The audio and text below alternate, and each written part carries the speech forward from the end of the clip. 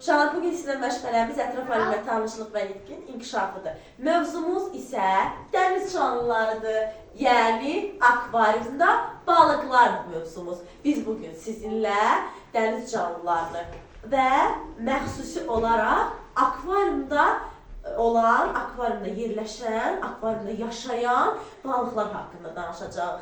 Biz video çarxımızı izləmişik, biz artıq dəniz canlıları haqqında müəyyən məlumatı almışıq. Gəlin görək, hansı dəniz canlılarını tanıyırıq? Hansı dəniz canlısı?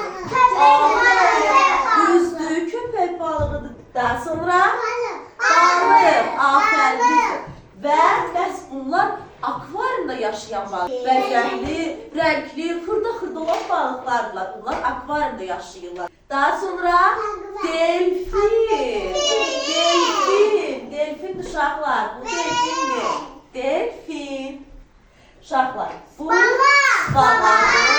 Afərin. Dəniz atı. Düzdür, dəniz atıdır. Və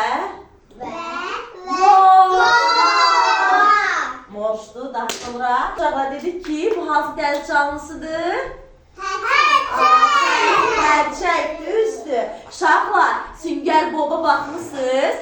Sünger Bob'da Mr. Krab, baxarsan burada. Sünger Bob'da Mr. Krab xərçəngdir, görürsünüz uşaqlar.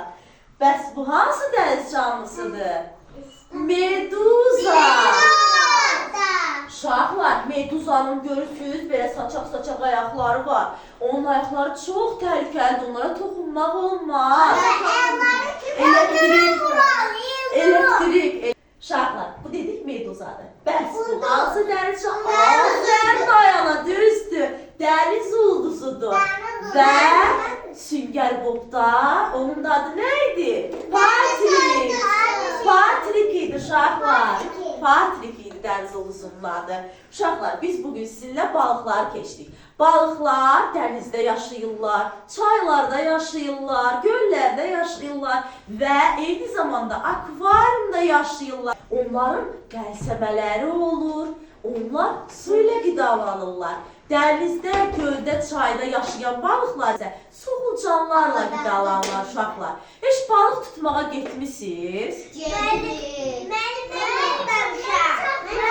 Uşaqlar tutmuşdun, hə. Uşaqlar, deməli dedik ki, balıqlar göllərdə, çaylarda, dənizlərdə və akvariumlarda yaşayırlar. Və biz akvariumda xırda-xırda, rəngli-rəngli, kiçik, şirin dəniz canlılarını, balıqları saxlayırıq. Müxtəlif yemlərlə saxlayırıq, elə uşaqlar. Düzdür?